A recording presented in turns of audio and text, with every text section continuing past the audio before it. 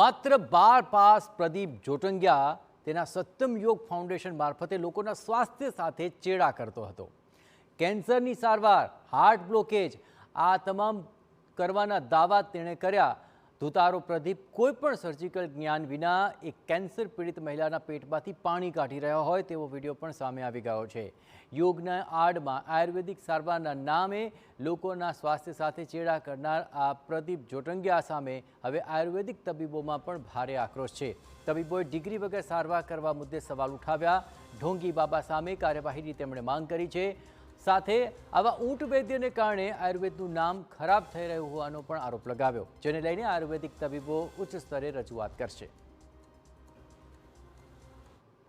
થોડા દિવસ અગાઉ અમદાવાદ ક્રાઇમ બ્રાન્ચ દ્વારા નકલી નોટોનું કૌભાંડ ઝડપી લેવામાં આવ્યું હતું અને આ નકલી નોટના કૌભાંડનો મુખ્ય સૂત્રધાર કામરેજ તાલુકાના ધોરણપારડી ગામ ખાતે સત્યમ યોગ ફાઉન્ડેશનનો ગુરુ પ્રદીપ નીકળ્યો હતો. તે નકલી નોટો તો છાપી રહ્યો હતો, સાથે સાથે તેણે બોગસ ક્લિનિક ઊભું કર્યું હતું અને પોતે આયુર્વેદિકનો ડૉક્ટર છે તેવી છબી ઊભી કરી હતી. લોકો આરોગ્ય સાથે છેડા કરતો હતો, જીવ જોખમમાં મૂકી દેતો હતો, જેને લઈને સુરત શહેરના જે નામાંકિત આયુર્વેદિક તબીબો છે તેઓમાં ખૂબ જ ભારોભાર રોષ જોવા મળી રહ્યો છે. આજે પ્રદીપ છે તેના વિરુદ્ધ કડક કાર્યવાહી થાય તેવી માંગ કરી રહ્યા છે. આ બાબતે તેઓ આરોગ્ય મંત્રીને પણ મળવાના છે. ત્યારે આપણી સાથે તબીબો છે આયુર્વેદિકના, તેની સાથે વાત કરશું.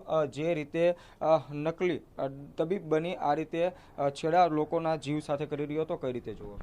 જી હા, આ બહુ ખૂબ ગંભીર ઘટના ગણાય, કારણ કે આયુર્વેદની ડિગ્રી નથી છતાં પણ જો આ લોકો આયુર્વેદની સારવાર કરે છે. અને એક વિડીયો મેં એવો પણ જોયેલો કે કોઈ કેન્સરનું પેશન્ટ હતું અને એ જે બાબાજી જે પકડાયેલા છે ગુરુજી, એ પેટમાં સોય નાખીને પાણી કાઢે છે, બરાબર. તો અમે તો એનાટોમી અને ફિઝિયોલોજી જાણીએ છીએ, છતાં પણ અમે આવી પ્રોસિજર અમારી હોસ્પિટલમાં નથી કરતા. તો 10 અથવા 12 ભણેલો વ્યક્તિ આવી પ્રોસિજર કઈ રીતે કરી શકે? શું સરકાર આના ઉપર ધ્યાન નથી આપી રહી? કારણ કે આવું કરવાથી આયુર્વેદનું નામ ખરાબ થાય છે અને પેશન્ટ બગડે, પછી પેશન્ટ અમારી પાસે આવે છે અને અમારી પાસેથી પણ આયુર્વેદિક સારવાર લેવા અચકાય છે.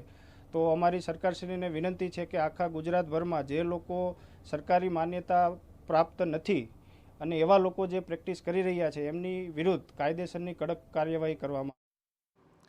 હવે નકલી